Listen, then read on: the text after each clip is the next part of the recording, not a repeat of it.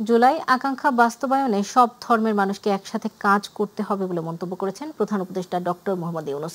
তিনি বলেন, রাষ্ট্রের কাছে কোনো ধর্মকে আলাদা করে দেখার সুযোগ নেই, সব ধর্মকে সমান মর্যাদা দিতে হবে।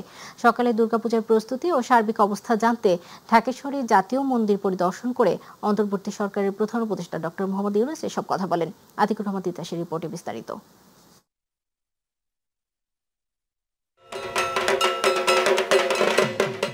আগামী 28 সেপ্টেম্বর থেকে শুরু হবে সনাতন ধর্মাবলম্বীদের প্রধান ধর্মীয় উৎসব শারদীয় দুর্গাপূজা, যা চলবে অক্টোবর মাসের প্রথম সপ্তাহ পর্যন্ত। মহাষষ্ঠী, সপ্তমী, অষ্টমী ও মহানবমীর মূল উৎসব অনুষ্ঠিত হবে এবং সবশেষ 2 অক্টোবর বিজয়া দশমীতে প্রতিমা বিসর্জনের মধ্য দিয়ে পূজার সমাপ্তি ঘটবে। সকালে দুর্গাপূজার প্রস্তুতি ও সার্বিক অবস্থা জানতে ঢাকেশ্বরী জাতীয় মন্দির পরিদর্শন করেন অন্তর্বর্তীকালীন সরকারের প্রধান উপদেষ্টা ডক্টর মোহাম্মদ ইউনূস। এ সময় তিনি মন্দির ঘুরে দেখেন এবং পূজারী ও সংশ্লিষ্টদের সঙ্গে সার্বিক পরিকল্পনা নিয়ে কথা বলেন। আমরা নিরাপত্তা বাহিনীর বেষ্টনের মধ্যে আমাদের ধর্ম পালন করতে চাই না। আমরা নাগরিক হিসেবে মুক্তভাবে যার যার ধর্ম পালন করতে চাই। এই অধিকার আমাদের নিশ্চিত করতে হবে। পরে আয়োজিত এক অনুষ্ঠানে প্রধান উপদেষ্টা ডক্টর ইউনূস বলেন, নিরাপত্তা বাহিনীর বেষ্টনীর মধ্যে নয়, মুক্তভাবে সবাই সবার ধর্ম পালন করতে পারবে এমন রাষ্ট্র গড়তে চায় সরকার। সবাইকে সমান মর্যাদা দেওয়ার জন্য, সে যেই হোক, সে যে ধর্মে বিশ্বাস করুক, যেই মতবাদে বিশ্বাস করুক, রাষ্ট্রের কাছে সে একজন নাগরিক। নাগরিকের সমস্ত অধিকার সংবিধানে লিপিবদ্ধ করা আছে। কোন সরকারের অধিকার নাই তাকে কোন জায়গা থেকে বঞ্চিত করা, ক্ষুদ্র পরিমাণও বঞ্চিত করা। ডক্টর ইউনূস বলেন, রাষ্ট্রের কাছে কোনো ধর্মকেই আলাদা করে দেখার কোনো সুযোগ নেই, সব ধর্মকে সমান মর্যাদা দিতে হবে। জুলাই গণঅভ্যুত্থানের মধ্য দিয়ে আমরা বৈষম্য, দুর্নীতিমুক্ত একটি সমৃদ্ধ দেশ গড়ার যে অগ্রযাত্রা শুরু করেছি, তার সফল বাস্তবায়ন করতে হলে ধর্ম, বর্ণ ভেদাভেদ ভুলে সকলকে একসঙ্গে কাজ করতে হবে। সব অশুভ, অন্যায়, অন্ধকারকে পরাজিত করে ঐক্য সম্প্রীতির জয় হবে। বাংলাদেশ এগিয়ে যাবে কল্যাণ ও সমৃদ্ধির পথে। নিজেরা বিভক্ত হলে জাতি হিসেবে সবাই ব্যর্থ হয়ে যাবে মন্তব্য করে প্রধান উপদেষ্টা বলেন, জুলাই আকাঙ্ক্ষা বাস্তবায়ন করতে হলে সব ধর্মের মানুষকে একসঙ্গে কাজ করতে হবে। আতিকুর রহমান তিতাস, মাই টিভি। কিছু আসন বেশি পাওয়ার লোভে জাতীয় স্বার্থের বাইরে গিয়ে কেউ পিআর পদ্ধতিতে নির্বাচন চাইলে ভয়ঙ্কর পরিণতি নিয়ে আসবে, এমন মন্তব্য করেছেন বিএনপির স্থায়ী কমিটির সদস্য সালাহ উদ্দিন আহমেদ। বিকেলে রাজধানীর গুলশানে নিজ বাসায় সাংবাদিকদের সাথে মত বিনিময় করার সময় তিনি এমন মন্তব্য করেন। সালাহ উদ্দিন আহমেদ বলেছেন, ঐকমত্য কমিশনের সূচিতে নিম্নকক্ষে পিআর পদ্ধতির প্রস্তাব না থাকলেও রাজনৈতিক উদ্দেশ্যে কেউ আন্দোলনে নামলে রাজনৈতিকভাবে তা মোকাবেলা করবে বিএনপি। জাতীয় পার্টি ও 14 দল নিষিদ্ধের দাবির প্রসঙ্গে তিনি বলেছেন, নিজেদের জন্য অতিরিক্ত সুবিধা নিতেই আন্দোলনকারী দলগুলো হয়তো আরও অনেক দলে নিষিদ্ধের দাবি জানাতে পারে। এ সময় সালাহ উদ্দিন আহমেদ বলেছেন, নির্বাহী আদেশেও কোনো রাজনৈতিক দলে নিষিদ্ধ চায় না বিএনপি, বরং এ বিষয়ে বিচার প্রক্রিয়া নির্ধারণ করা উচিত বলে মনে করেন তিনি। জনগণ তার নির্বাচিত প্রতিনিধি কে সুনির্দিষ্টভাবে তাকে জানতে চায়। আমাদের দেশের পলিটিক্যাল কালচার সেটা, এবং আমাদের রাজনৈতিক ইতিহাসে এর কোনো ব্যতিক্রম বা চর্চা আমরা আগে করিনি। সুতরাং এই পদ্ধতিটা একটা পরীক্ষিত পদ্ধতি। তার বাইরে কোনো রাজনৈতিক স্বার্থে, রাজনৈতিক হীন উদ্দেশ্যে অথবা কিছু আসন বেশি প্রাপ্তির উদ্দেশ্যে যদি আমরা একটা অস্থিতিশীল রাষ্ট্র ব্যবস্থা, সরকার ব্যবস্থা, সংসদীয় ব্যবস্থার দিকে যাই, তাহলে এটা আমাদের জাতীয় জীবনের জন্য একটা ভয়ঙ্কর পরিণতি নিয়ে আসবে ভবিষ্যতে। সেই জন্য আমরা এই পিআর পদ্ধতিকে প্রত্যাখ্যান করি। এদেশের জনগণ পিআর পদ্ধতি পক্ষে নয়। কমপক্ষে একবারের জন্য হলেও পিআর পদ্ধতিতে নির্বাচন চায় জামায়াত। বিকেলে ইউরোপিয়ান পার্লামেন্টের উচ্চ পর্যায়ের একটি প্রতিনিধি দলের সাথে বৈঠক শেষে এ কথা বলেন দলটির নায়েবে আমির সৈয়দ আব্দুল্লাহ মোহাম্মদ তাহের। সাংবাদিকদের তিনি জানান, আগামী জাতীয় নির্বাচন ও বর্তমান রাজনৈতিক পরিস্থিতি নিয়ে আলোচনা হয়েছে ইউরোপিয়ান পার্লামেন্টের প্রতিনিধিদের সাথে। আব্দুল্লাহ মোহাম্মদ তাহের জানান, ঐকমত্য কমিশনের বৈঠকে 31টির মধ্যে 26টি দল পিআরের পক্ষে, আর এর মধ্যে কিছু দল শুধু উচ্চকক্ষে, জামায়াত সহ কিছু দল উভয় কক্ষে পিআর চায়। নায়েবে আমির আরও বলেন, জোর করে কেন্দ্র দখল করে এমপি হয়ে ক্ষমতায় যাওয়া রাজনৈতিক দলগুলোর এই মানসিকতা পরিবর্তন জরুরি। এদেশের অন্যতম জাতীয় নেতা। এত অভিজ্ঞতার পরে, এত হত্যাকাণ্ডের পরে, এত রক্ত দেওয়ার পরেও আমাদের মাইন্ডে কোনো খুব বেশি চেঞ্জ হয়েছে আচরণে, এটা খুব লক্ষ্য করা যাচ্ছে না। এটার সবচেয়ে বড় প্রমাণ হচ্ছে তো জাকসু নির্বাচন। আপনারা দেখেন, মানে এত ফেয়ার ইলেকশন হয়েছে, তারপরে 4টা পর্যন্ত ইলেকশনে অংশগ্রহণ করেছে পুরাটাই। যখন দেখছে যে হেরে যাবে, তখনই বলতেছে ইলেকশন মানি না, এটা বয়কট করলাম। এবং ঢাকা বিশ্ববিদ্যালয়ের চতুর্দিকে হাজার হাজার লোককে জড়ো করা হয়েছে। তো এটা তো বোঝা যায় যে ফেয়ার ইলেকশন তারা পছন্দ করছে না। গণ অধিকার পরিষদের মিছিলে হামলা ও হত্যা চেষ্টার ঘটনায় জাতীয় পার্টির চেয়ারম্যান জি.এম. কাদেরকে প্রধান আসামি করে মামলা করেছে বাংলাদেশ ছাত্র অধিকার পরিষদ। বিকেলে রাজধানীর রমনা মডেল থানায় এ মামলা করা হয়। বাংলাদেশ ছাত্র অধিকার পরিষদের সাংগঠনিক সম্পাদক আখতারুজ্জামান সম্রাট মাঝি বাদী হয়ে মামলাটি করেন। জাতীয় পার্টির মহাসচিব ব্যারিস্টার শামীম হায়দার পাটোয়ারি ও দলটির প্রেসিডিয়াম সদস্য হাজী সাইফুদ্দিন আহমেদ মিলন সহ মোট 18 জনকে মূল আসামি করে মামলাটি করা হয়েছে। এছাড়াও শতাধিক অজ্ঞাতনামা নেতাকর্মীর বিরুদ্ধে মামলা করা হয়। এর আগে গত 29 আগস্ট রাজধানীর বিজয়নগর এলাকায় জাতীয় পার্টি ও গণ অধিকার পরিষদের মধ্যে সংঘর্ষের ঘটনায় গুরুতর আহত হন গণ অধিকার পরিষদের সভাপতি নুরুল হক নূর। এই ঘটনায় আহত হন দলটির বেশ কয়েকজন নেতাকর্মীও। যারা আমাকে হত্যার উদ্দেশ্যে 30 থেকে 40 জন যে হামলা করলো, জি.এম. কাদেরের নেতৃত্বে আর শামীম হায়দার নির্দেশে যারা যে আমাকে হত্যার উদ্দেশ্যে হামলা করলো, অতি দ্রুত তাদেরকে আমি গ্রেপ্তারের আওতায় এনে শাস্তি দাবি জানাচ্ছি। 1 নম্বর আসামি জি.এম. কাদের, 2 নম্বর আসামি ব্যারিস্টার শামীম হায়দার পাটোয়ারি, 3 নম্বর আসামি সাইফুদ্দিন আহমেদ মিলন সহ 18 জন আসামি এবং অজ্ঞাত 100 থেকে 150 জন আসামি করা হয়েছে। ফরিদপুরে সংসদীয় আসন পুনর্বিন্যাসের প্রতিবাদে ও পুরনো সীমানা বহালের দাবিতে মহাসড়ক ও রেলপথ অবরোধ কর্মসূচি স্থগিত করেছেন আন্দোলনকারীরা। জেলা প্রশাসকের আশ্বাসে ও দুর্গাপূজা উপলক্ষে মানুষের ভোগান্তি যাতে না হয়, এজন্য আজ দুপুর 12টার পর থেকে রাস্তা ছেড়ে দেওয়ার জন্য অনুরোধের পরিপ্রেক্ষিতে এই সিদ্ধান্ত নেন তারা। সে অনুযায়ী আগামী বুধবার থেকে শনিবার পর্যন্ত কোনো অবরোধ থাকবে না বলে জানায় আন্দোলনকারী সমন্বয়ক কর্তৃপক্ষ। তবে আইনশৃঙ্খলা বাহিনী যদি কাউকে হয়রানি করার চেষ্টা করে, সেক্ষেত্রে তাৎক্ষণিক কর্মসূচি দেওয়া হবে বলে হুঁশিয়ারি দেন তারা। এই সময় আগামী রোববার তাদের 5 দফা দাবি মেনে নেওয়া না হলে পুনরায় লাগাতার আন্দোলনে নামার ঘোষণা দেন আন্দোলনকারীরা। নির্বাচন কমিশনের জারি করা একটি প্রজ্ঞাপনকে চ্যালেঞ্জ করে হাইকোর্ট রুল জারি করেছেন। প্রজ্ঞাপনে ফরিদপুর 4 আসনের ভাঙ্গা উপজেলার আলগি ও হামিরদী ইউনিয়নকে ফরিদপুর 2 আসনের নগরকান্দা উপজেলার সঙ্গে যুক্ত করা হয়েছে। মঙ্গলবার হাইকোর্টের বিচারপতি মোহাম্মদ মুজিবুর রহমান মিয়া ও বিচারপতি বিশ্বজিৎ দেবনাথের সমন্বয়ে গঠিত বেঞ্চ এ সংক্রান্ত একটি রিট পিটিশনের শুনানি শেষে এই রুল জারি করেন। রুলে জানতে চাওয়া হয়েছে, এই প্রজ্ঞাপন কেন অবৈধ ঘোষণা করা হবে না। রুলের জবাব দিতে সংশ্লিষ্টদের আগামী 10 দিনের মধ্যে সময় বেঁধে দেওয়া হয়েছে। আদালতে রুটের পক্ষে শুনানি করেন ব্যারিস্টার হুমায়ুন কবির পল্লব। গত 9 সেপ্টেম্বর এই প্রজ্ঞাপনকে চ্যালেঞ্জ করে হাইকোর্টে রিট দায়ের করা হয়। রিটকারীরা হলেন ফরিদপুর 4 আসনে বিএনপির সম্ভাব্য প্রার্থী মোহাম্মদ শহীদুল ইসলাম বাবুল, সুপ্রিম কোর্টের আইনজীবী মোহাম্মদ মাহবুবুর রহমান দুলাল আরও সহ 3 জন। অন্যদিকে আলগি ও হামিরদী ইউনিয়নকে অন্য আসনে স্থানান্তরের প্রতিবাদে ভাঙ্গা উপজেলায় কয়েকদিন ধরে বিক্ষোভ ও সড়ক অবরোধ কর্মসূচি চলছে।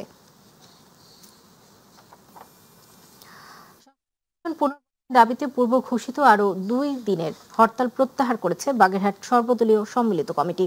আজ সকাল 9টা থেকে দুপুর 1টা পর্যন্ত জেলা নির্বাচন অফিসে প্রতিটি উপজেলা নির্বাচন অফিসে অবস্থান কর্মসূচি পালন করেছে সংগঠনটি। পূর্ব ঘোষিত কর্মসূচি অনুযায়ী আজ ও কাল সকাল 6টা থেকে দুপুর 12টা পর্যন্ত হরতাল পালনের কথা থাকলেও শারদীয় দুর্গোৎসব উপলক্ষে জনসাধারণের দুর্ভোগের কথা বিবেচনা করে হরতাল কর্মসূচি প্রত্যাহার করে।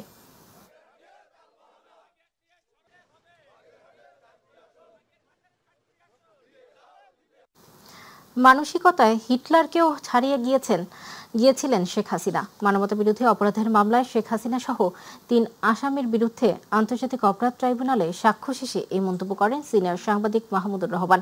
আগামীকাল তার জেরা শেষে এই মামলায় সাক্ষ্য দেবেন জাতীয় নাগরিক পার্টির আহ্বায়ক নাহিদ ইসলাম। এস এম আরিফের রিপোর্ট।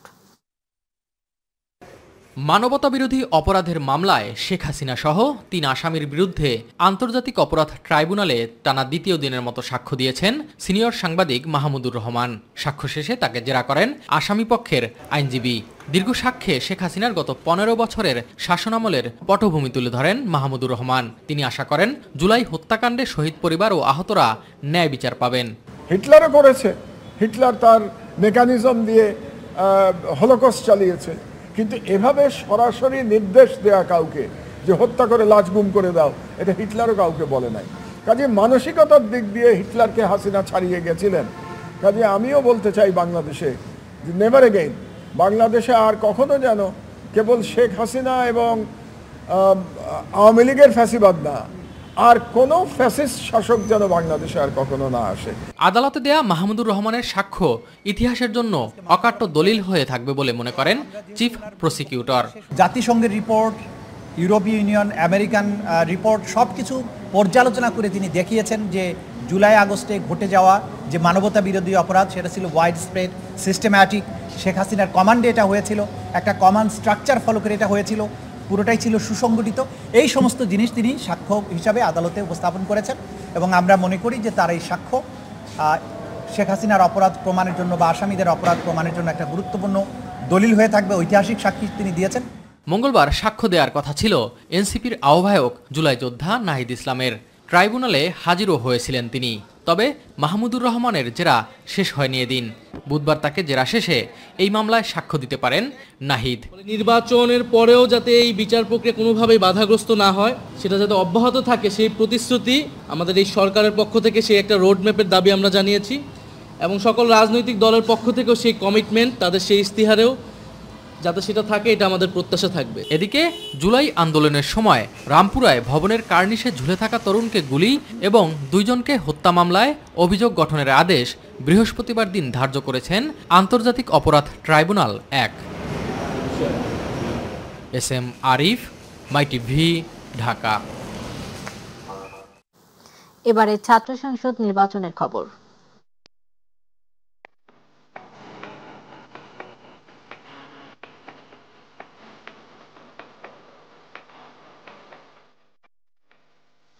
তৃতীয় দিনের মতো রাজশাহী বিশ্ববিদ্যালয়ের কেন্দ্রীয় ছাত্র সংসদ রাকসু নির্বাচনের প্রচারণা চলছে।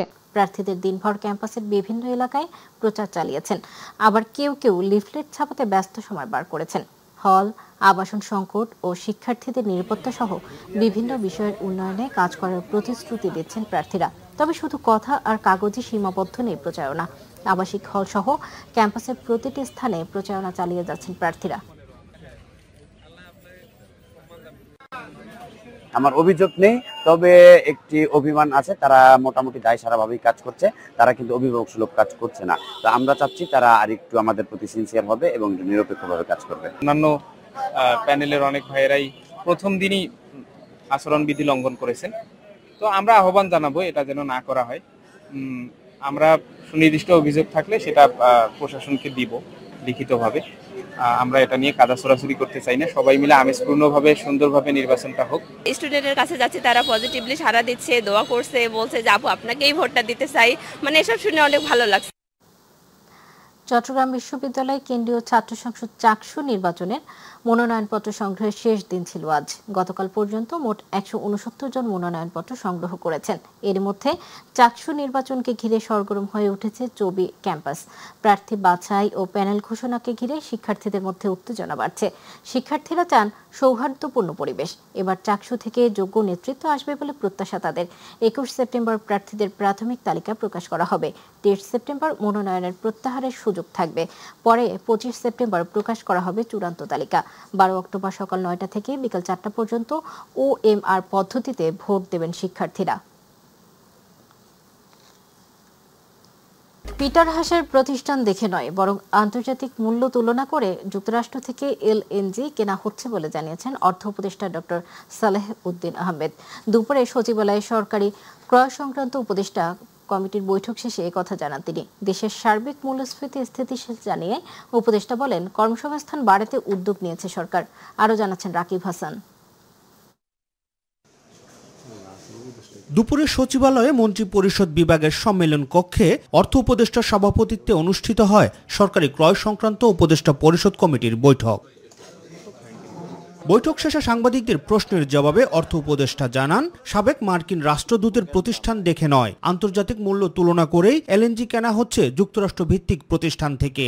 আরে না, আপনি আজকে দেখেন, আমরা তো সব ইন্টারন্যাশনাল প্রাইসগুলো কম্পেয়ার করে দেখি, সেটা এই আমেরিকা হোক, চায়না হোক, বা সৌদি আরবিয়া হোক, কাতার অবশ্য এখন বন্ধ চুপচাপ, অন্যগুলো আমরা করছি, কম্পেয়ার করে করছি, এত সহজ না। আমেরিকা হলে আমরা দিয়ে দেবো, পিটার হাসকে আমরা জানি হতো, পিটার হাসকেই কোথায় করে। মূল্যস্ফীতি মোটামুটি স্থিতিশীল জানিয়ে দেশের বেকারের সংখ্যা ভয়ঙ্কর রূপ ধারণ করেনি বলেও মন্তব্য করেন তিনি। কোয়ান্টিটি ডেফিনেটলি কর্মসংস্থানটা চ্যালেঞ্জ, কারণ কর্মসংস্থা হয় বেশিরভাগ তো প্রাইভেট সেক্টরে করে। যদি ব্যবসা যদি আপনার একটু মন্থর হয়ে যায়, ডেফিনেটলি সে পড়বে।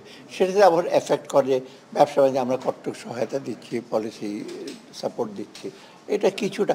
একেবারে ওনার যে ভয়ঙ্কর বিশেষ মানে এপিডেমিক, ভালো মনোযোগ আকর্ষণ করার জন্য বলা।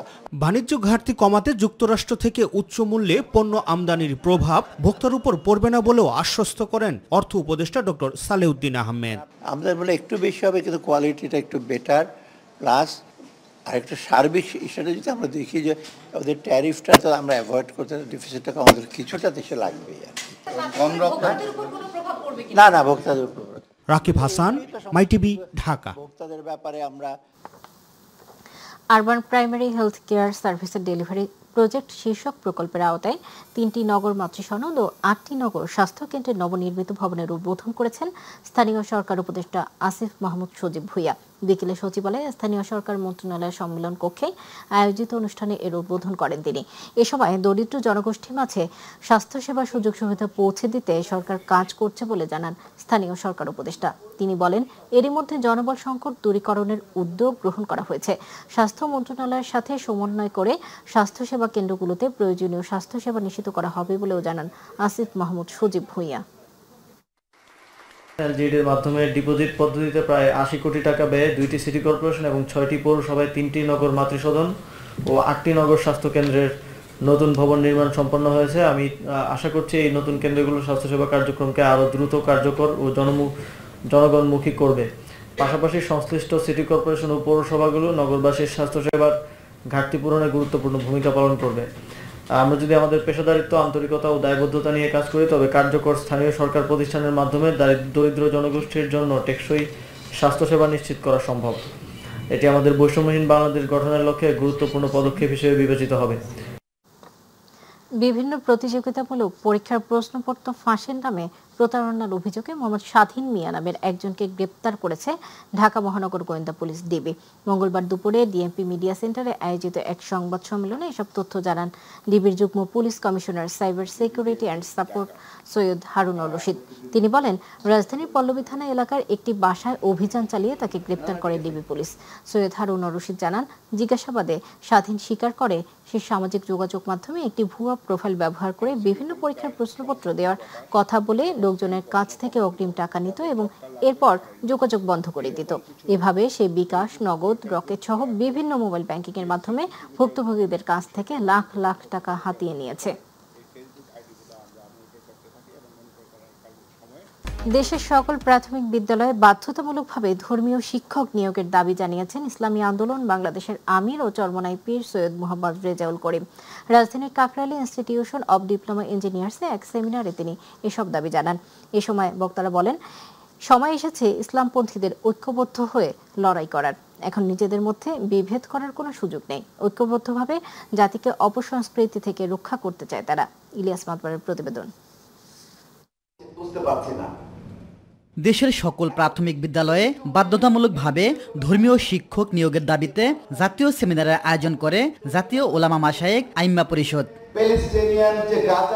এ সময় বক্তারা বলেন, ভবিষ্যৎ প্রজন্মকে ইসলাম বিদ্বেষী করার জন্য ষড়যন্ত্র চলছে। ইসলামপন্থীরা ক্ষমতায় এলে শিক্ষা মন্ত্রণালয়ে আমূল পরিবর্তন আনা হবে। গত 4 বছরে আপনারা দেখেছেন স্কুলে ধস নেমেছে শুধুমাত্র ইসলামী মূল্যবোধকে অবজ্ঞা করার কারণে। নির্বাচনে ঐক্যত লড়াই করে সেখানে জেতার ব্যবস্থা করা, জিত না পারলেও এমন আসন পাওয়ার ব্যবস্থা করা, যাতে করে আমাদের কথাকে গুরুত্ব দিতে ক্ষমতায় না বাধ্য হয়। আমরা যদি ইসলামপন্থীরা ক্ষমতায় আসতে পারি, ইনশাআল্লাহ আমরা এই বিশেষ করে এই শিক্ষা মন্ত্রণালয়ে আমাদেরকে আমূল পরিবর্তন আনতে হবে। বক্তারা আরো বলেন, মুসলমানদের সন্তানদের চরিত্রহীন বানানো হবে, এটা কখনোই মেনে নেওয়া হবে না। মুসলিম সন্তানদেরকে অমুসলিম বানানো, মুসলিম সন্তানদেরকে নাস্তিক বানানোর যে প্রোগ্রাম চলতেছে, সেই প্রোগ্রামেরই একটা অংশ, মাত্র খণ্ডিত একটা অংশ হলো বাংলাদেশ।